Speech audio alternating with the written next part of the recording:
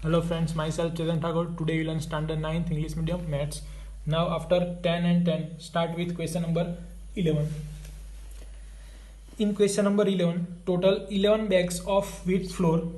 So total bags is 11. Total आपको 11 bag दी गई है of wheat flour. Each mark 5 kg. सभी में 5 kg मार्क किया गया है. Following weights of flour. So आपको वेट दिया गया है 4.97 फर्स्ट वेट फर्स्ट बैग का, सेकंड 5.0, 5.08, 5.03, एग्जैक्टली 5, 5.06, 5.08, 4.98, 5.04, 5.07, 5.00, 1 2 3 4 5 6 7 8 9 10 11. टोटल 11 बैग आपको दी गई है. यानी कि हमारा जो फेवरेबल आउटकम है वो पता नहीं हमें, बट टोटल आउटकम आपको मिल गया है 11 bags. Therefore our event total outcome is 11 bag. Now find the probability of any bag chosen at random contain more than 5 kg of flour. यानी कि आप चूज करो 11 में से और आपका वेट मोर देन 5 kg होना चाहिए. मोर than 5 kg. So first bag is not count. Here is first bag 5.8. More than 5 यानी कि 5 काउंट नहीं होगा. ये आ सकता है, ये बैग आ सकती है. Is not count, is also count. Count 5 is not count. So 3 plus 3 6 plus 1 7. सो हमारा मोर देन 5 में favourable outcome is total bag is 7 and total favorable outcome is 7 and total bag is 11. Therefore probability of bag weight having more than 5 kg, it means 7 divided by 11. So answer of this question is 7 divided by 11. Question number 12. In exercise 14.2 यानी कि जो same question है जो question number 8 solve किया था वही chapter का आपको क्वेश्चन दिया गया है. Asked to prepare frequency distribution table regarding this sulfur dioxide in air parts per million certain city of 30 day का ऑब्जर्वेशन किया गया है. SO2 का लेवल मेजर किया है सल्फर डाइऑक्साइड का. So find the probability of concentration of sulphur dioxide in a interval 0 to 12, 0.12 to 0.16 of any of this day. Question का आपको ऑब्जर्वेशन करना है. ऑब्जर्वेशन करने के बाद जो उसका इंटरवल आपको मिलता है वो उसका जो लेवल है SO2 का वो 0.12 के बीच में और 0.16 के बीच में होना चाहिए. ऐसा आपको फेवरेबल अपना आउटकम लेना है.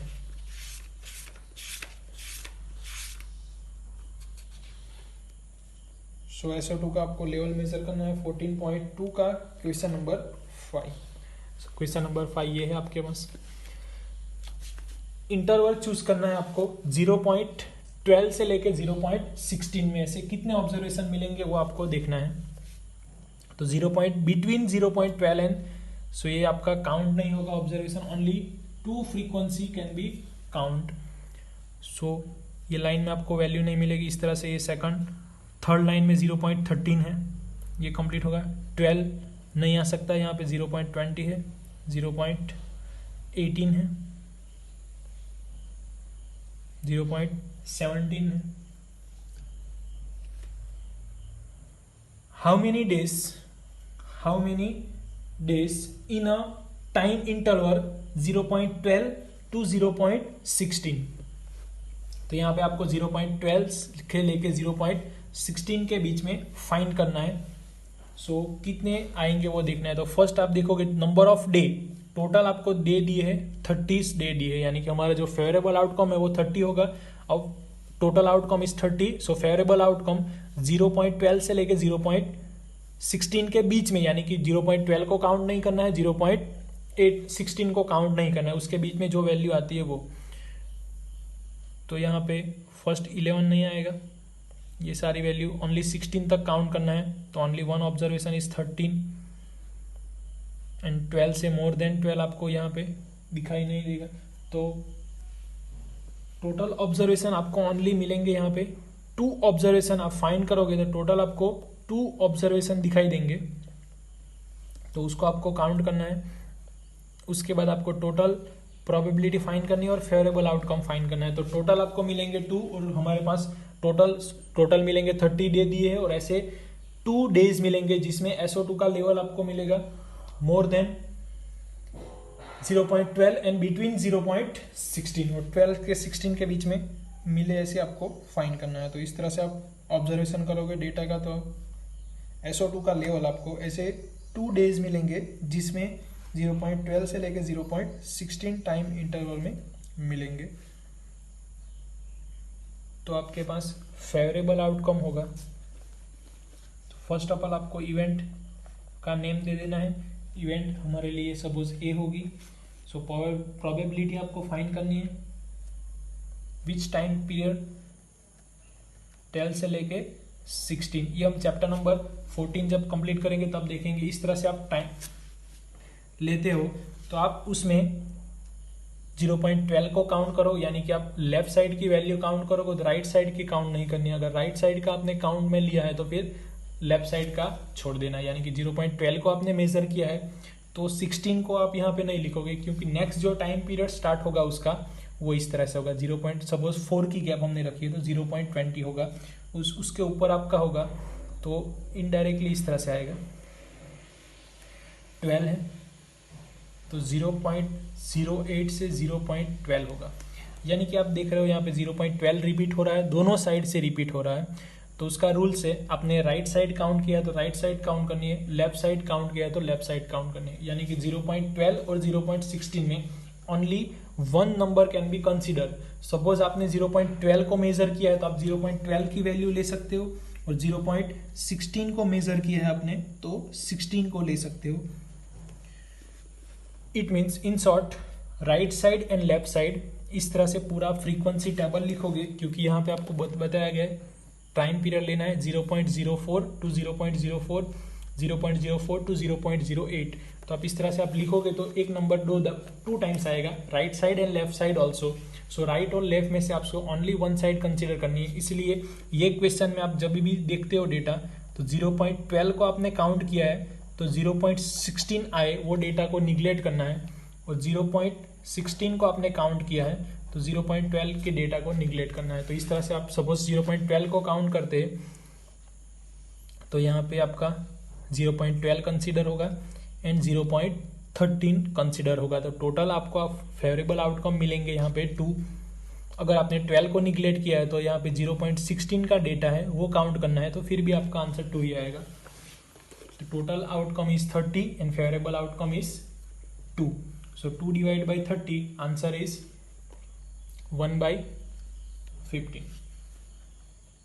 Last question of exercise, same question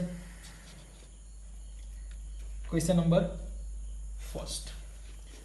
So first question यानी कि ब्लड ग्रुप दिया गया है, नंबर ऑफ स्टूडेंट, टोटल कितने स्टूडेंट हैं 30 स्टूडेंट हैं, तो हमारा टोटल आउटकम होगा 30। अब हमें फाइंड करना है फेवरेबल आउटकम, तो इसलिए हमें देखना होगा प्रोबेबिलिटी जो आपको पूछी गई है वो क्या फाइंड करना बोला गया आपको। Use this table, determine the probability of student this class selected and random has blood group is AB।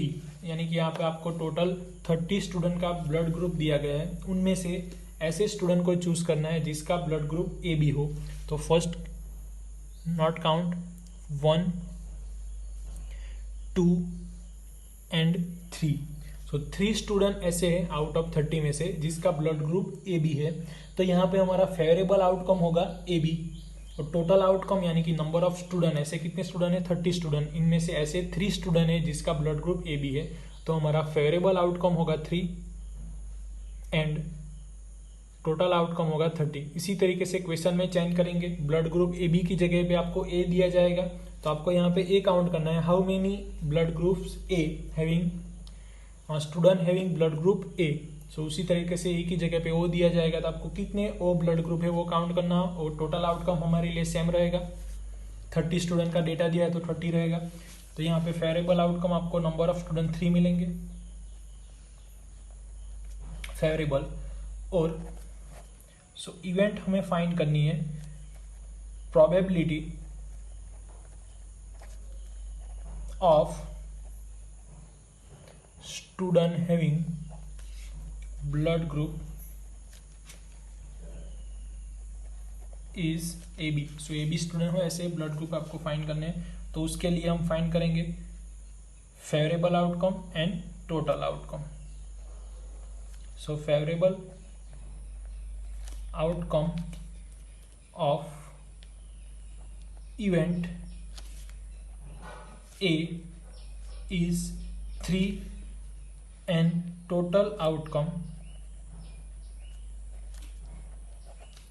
total outcome of also same event is 30. Reason behind this, 30 student, total student is 30, therefore our total outcome is 30. तो इस तरह से आप यहाँ पे आपका last question of this exercise completed. So write down in step by step. All detail can be compulsory. First event are compulsory, then favorable outcome. यहाँ पे सिर्फ मैंने आपको हिंट दी गई है, आपको पूरी detail wise step by step notebook में लिखना है. First compulsory event statement compulsory, then favourable outcome, total outcome and get probability. So probability of event A is equal to favorable outcome of event A divided by total outcome of event A. Favorable outcome is 3, total outcome is 30. 3 and 30 cancel, so answer is 1 by 10.